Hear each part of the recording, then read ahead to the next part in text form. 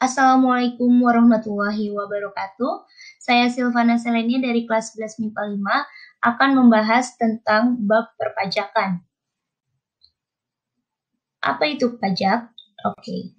Menurut pengertiannya, pajak merupakan sumbangan wajib yang harus dibayar oleh para wajib pajak kepada negara berdasarkan undang-undang, tanpa ada balas jasa yang secara langsung diterima oleh pembayar pajak. Lalu, untuk apa kita membayar pajak? Nah, ternyata pajak mempunyai fungsi dan manfaatnya. Yang pertama ada fungsi budgeter sebagai sumber pendapatan negara, contohnya melalui APBN. Yang kedua ada fungsi stabilizer, instrumen untuk menjaga stabilitas ekonomi nasional. Yang ketiga ada fungsi distribusi sebagai instrumen untuk mengatur pemerataan pendapatan masyarakat. Contohnya, pajak yang ditarik oleh pemerintah akan digunakan untuk sarana publik yang dapat dinikmati oleh seluruh kalangan, dan subsidi-subsidi yang diberikan kepada yang tidak mampu. Lalu yang keempat ada fungsi regulasi untuk mengatur kegiatan ekonomi. Contohnya, apabila pemerintah ingin mendorong pertumbuhan industri kecil, maka pajak yang dikenakannya relatif rendah. Lalu, ada 3 unsur pajak. Yang pertama, wajib pajak. Wajib pajak merupakan orang atau badan yang berkewajiban untuk membayar pajak sesuai dengan undang-undang yang berlaku. Kemudian, ada objek pajak, yaitu semua barang dan jasa yang dikenakan pajak sesuai dengan ketentuan dan undang-undang yang berlaku. Contohnya, PBB, PKB, PPN, pajak penghasilan, dan lain-lain. Dan yang ketiga ada tarif pajak, yaitu besarnya pajak yang harus dibayarkan oleh subjek pajak berdasarkan objeknya sesuai dengan ketentuan dan undang-undang yang berlaku.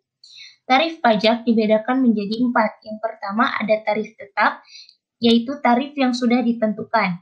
Misalnya, bea materai. Yang kedua ada tarif proporsional, yaitu tarif yang menggunakan persentase yang tetap. Contohnya, pajak bumi dan bangunan.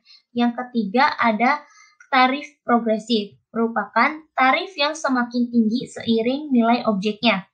Contoh, pajak penghasilan. Dan yang keempat ada tarif regresif, yaitu tarif yang semakin rendah seiring nilai objeknya. Kemudian ada jenis-jenis pajak yang dibedakan menjadi pajak menurut siapa yang memungutnya. Ada 2, yaitu pajak negara dan pajak daerah. Pajak negara merupakan pajak yang dipungut oleh pemerintah pusat melalui Direktorat Pajak. Sedangkan pajak daerah merupakan pajak yang dipungut oleh pemerintah daerah, baik provinsi, kabupaten, ataupun kota. Menurut penanggung pajak, pajak dibedakan menjadi pajak langsung dan pajak tidak langsung. Pajak langsung merupakan pajak yang harus ditanggung oleh si wajib pajak dan tidak bisa dilimpahkan ke pihak lain. Sedangkan pajak tidak langsung merupakan pajak yang bisa ditanggung oleh pihak lain dan dapat dilimpahkan. Menurut sifatnya, pajak dibedakan menjadi pajak subjektif dan pajak objektif. Selanjutnya ada asas pemungutan pajak.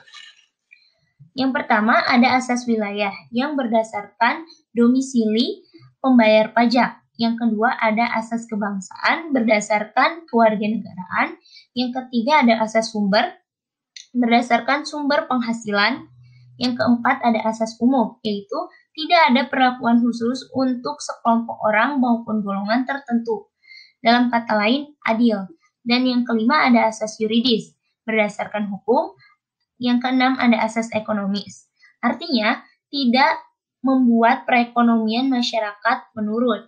Dan yang ketujuh ada asas finansial, yaitu biaya untuk menetapkan dan memungut pajak harus lebih kecil dari hasil pungutannya. Setelah kita mengetahui apa itu pajak dan unsur-unsurnya, maka timbullah pertanyaan, gimana sih cara bayar pajak? Oke. Sistem pemungutan pajak dibagi menjadi 3 macam, yaitu Official Assessment System, self-assessment system, dan withholding system. Oke, kita pergi yang ke pertama dulu, ada official assessment system, yaitu aparatur pemerintah menginformasikan dan menghitungkan jumlah pajak yang harus dibayar oleh wajib pajak. Yang kedua, ada self-assessment system. Nah, di sini wajib pajak yang menghitung jumlah pajak yang harus dibayar ke negara.